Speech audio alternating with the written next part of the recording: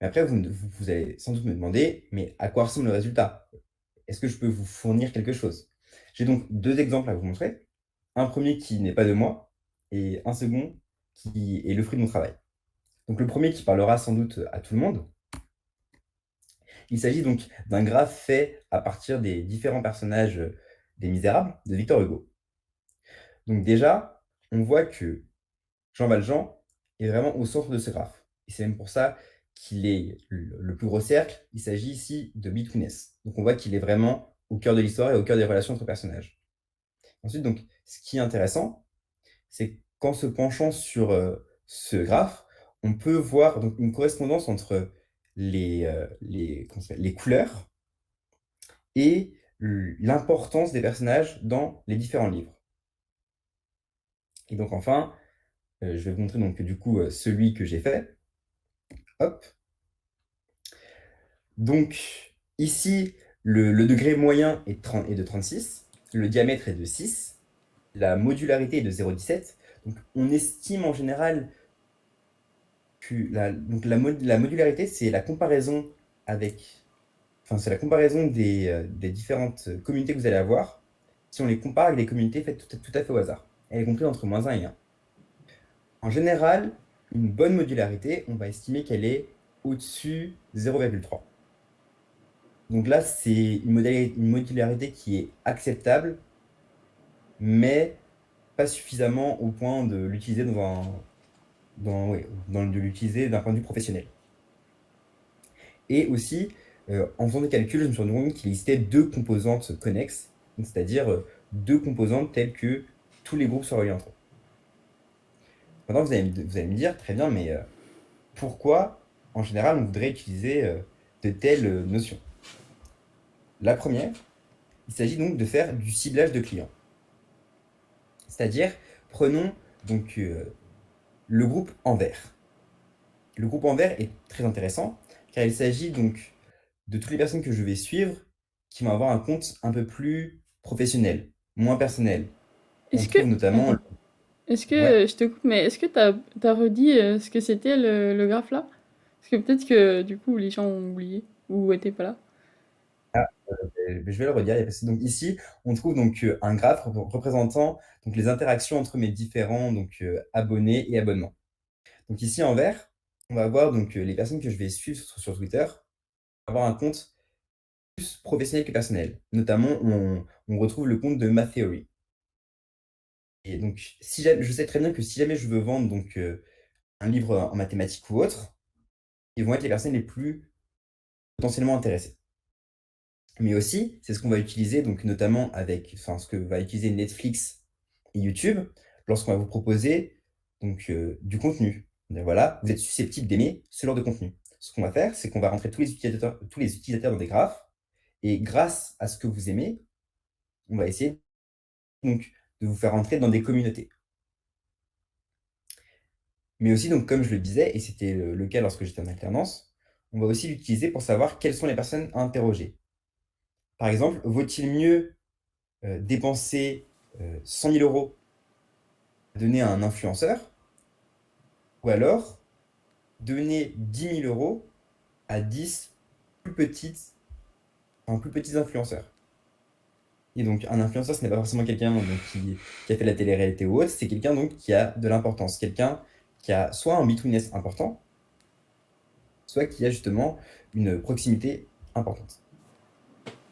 Et donc, ce qui est très intéressant donc, avec donc, l'avènement de l'étude sociale dans la théorie des graphes, c'est que ça nous a permis de créer donc, une nouvelle valeur qui s'appelle donc le sommet de prestige. Ça va être à quel point la parole d'une personne va être importante par rapport à un groupe. Et ça a aussi créé, enfin, ça a aussi permis de mettre en avant ce qu'on appelle un trou structurel. Donc, un trou structurel, qu'est-ce que ça va être?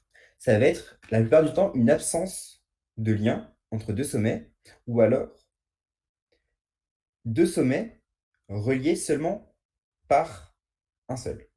Et du coup, la question va être, est-il plus stratégique de supprimer la relation entre ces deux points ou alors de la garder? Par exemple, imaginons, voilà, on va prendre l'exemple de la France et du Royaume-Uni.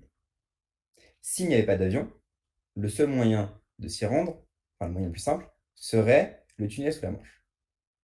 Mais alors dans ce cas-là, on pourrait se poser la question, devrait-on garder le tunnel sous la Manche, ou alors devrait-on le fermer et ainsi augmenter tout ce qui va être frais de port, et donc aider quelque part enfin, toutes les personnes qui vont travailler dans les bateaux et autres. Donc, c'est se poser la question, ai-je un intérêt que ces deux personnes puissent communiquer? Et toi, enfin, si je peux me permettre, tu l'as appliqué. T'as dit au début que tu l'avais appliqué dans ton stage, dans ton alternance, je sais plus. Vous en été servi de quelle manière exactement? Alors, donc Si tu peux c'était le en dire. 2000, bah, il me semble que je peux le dire, en gros c'était en 2018, et donc c'était principalement pour aider une entreprise éolienne, donc qui allait dans les régions où on pensait se développer, justement pour voir si comment ça s'appelle, si les riverains étaient plutôt donc opposés, et s'ils étaient opposés, pour quelles raisons, et quelles étaient les personnes à convaincre afin d'amener une image positive du monde éolien. Et d'un point de vue politique, donc comme je l'avais dit, la campagne de démarchage au porte-à-porte de En Marche avait été faite par cette entreprise-là. Et il me semble aussi, oui, qu'on travaillait donc avec les Philippines pour organiser, donc enfin, refaire la grande marche d'Emmanuel Macron, mais aux Philippines. Aux Philippines. Eh ben. Est-ce que tu dirais que la théorie des graphes, c'est. Enfin, de ton point de vue, hein, après je peux te donner le mien à la limite, c'est la plus présente dans la vie de tous les jours, à l'heure actuelle? Ou sinon, où tu la classes, à peu près? Tu vois, et je pense que ce qui est fantastique en ce moment, c'est qu'on n'arrive plus vraiment à isoler un domaine mathématique. Tu vas prendre par exemple donc, tout ce qui va être la théorie du jeu. En soi, la théorie du jeu, avant, on contenait, comme son nom le dit, au jeu.